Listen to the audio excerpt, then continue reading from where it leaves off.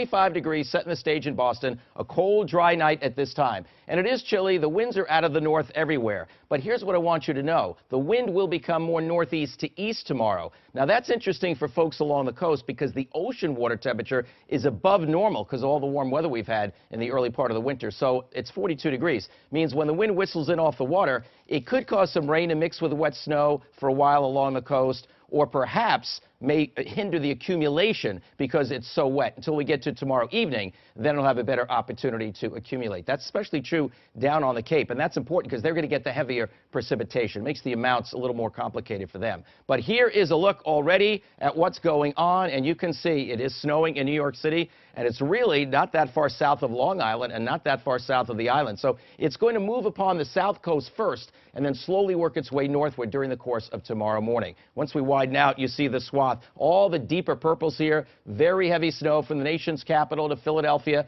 and New York City is just getting into the steady snow now. Storm center is in this position, and the track of the storm is just a little bit too far south to really give Boston its traditional big snowstorms when these type of storms come a little bit closer. So that's why I think Washington, Baltimore, Philly, and New York will not quite complete the trip up to Boston in terms of hefty amounts. But the southern part of our area, meaning Providence, Plymouth, and Point South, could still join the club, at least to a reasonable degree in terms of accumulation. Here we go. Tomorrow, 1 o'clock.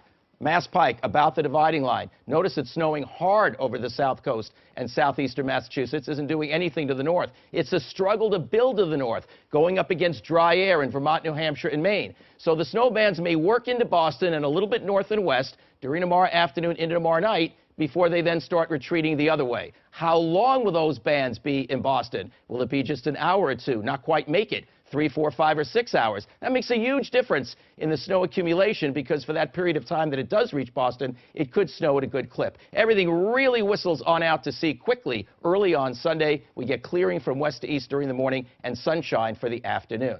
Now, I want to show you one computer model, what it is predicting. Notice the drop-off north of the Pike. You got about 3 inches in Worcester, 5 in Boston, then you build to the south and drop off sharply to the north.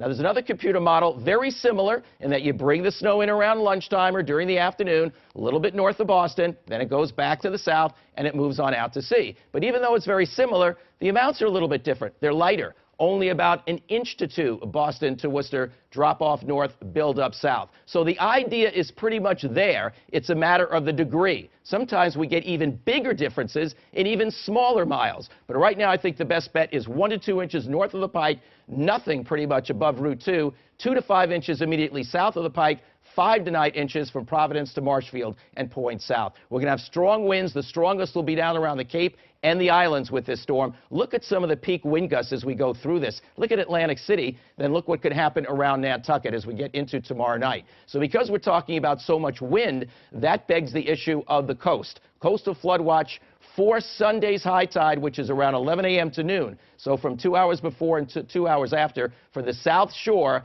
as well as the Cape, these are the places to watch for at least splashover, probably minor coastal flooding, and a few pockets of moderate coastal flooding. We have to watch places like Scituate, Sandwich, Nantucket, just to mention a few. Northern areas, Plum Island, will watch more for beach erosion, I think, than anything else. There's the next 7 days. As I said, we clear during Sunday. We're mild early next week. A few showers come through on Tuesday, somewhat colder Wednesday and Thursday. Both Cindy and Danielle will be in for the eye-opener tomorrow. Any change in that track and that lifting or dropping of those snow areas, they will be right on top of it. I promise you.